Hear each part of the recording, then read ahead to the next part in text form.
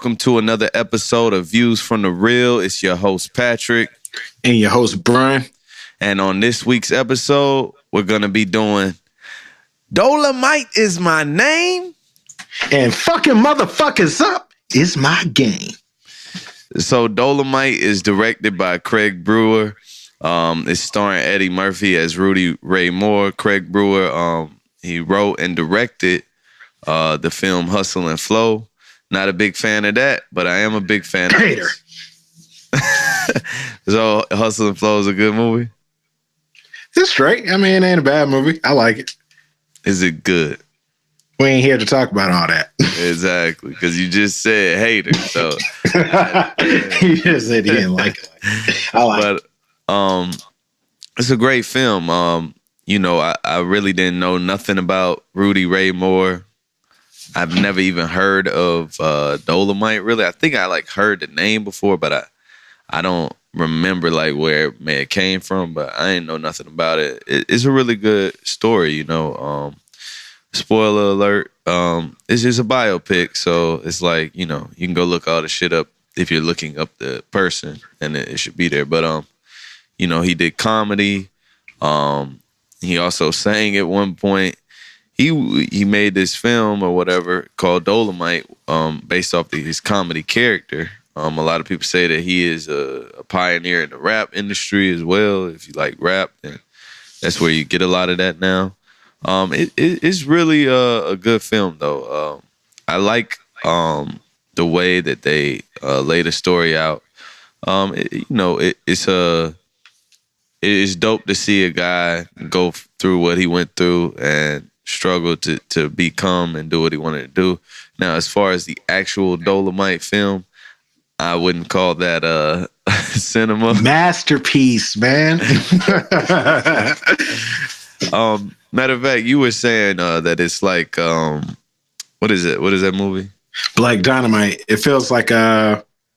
Black Dynamite. Whoa, which one? Not that. It was the film about the guy with James Franco. Oh, Disaster Artist. Yeah, it's like the black version of that. Yeah. Yeah, it's definitely like that. So it has that whole vibe of a guy who's pretty much delusional almost about what can happen, and those delusions turn into success. And it just shows you, man, there is no crazy, honestly, when it comes to your vision. Some people be like, oh, you never gonna make it because you don't have talent. Well, that's a lie. I think you're crazy. I think you have to be crazy. I think you can do whatever you want, But as far as I think you have to have insanity to definitely be some type of artist, whether it be musician, on the stage, acting, painting.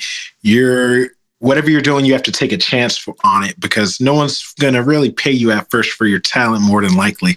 So for you to do something constantly over for a year and year out for hardly any money or no money, that's to me a level of insanity. But it's insanity, and it's going to work out more than likely as long as you stick to it and you work hard and you have some ambition. I agree. It'll work out in some way or another, because quitting is the only way that you ever lose.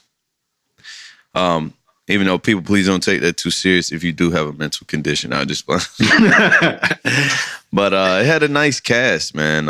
I think everybody played their role solid. Yeah, Keegan-Michael Key in there, Mike Epps, Craig Robinson. You had some appearances like Snoop Dogg and Chris Rock. Yeah, Chris Rock. Mike Epps. It was really a good film. Nobody heard it. Everybody did it well. I feel like Wesley Snipes was my favorite part of it. He really did well as D'Urville. It's like seeing him in that role and in that way as an actor. It was like, oh shit, I didn't know you had that element, as an actor. So that was real dope to see. It was much better than when Chris Tucker was in Silver Lining Playbook, but it reminded me of seeing Chris Tucker whoa, you'll never be in this kind of element as an actor. That's what you mean. It was cool to see him step out of his regular element, do something different, and still be good. But he was surprisingly better than what I would have imagined. So He was kind of like my highlight for the film. Eddie Murphy also, he did excellent.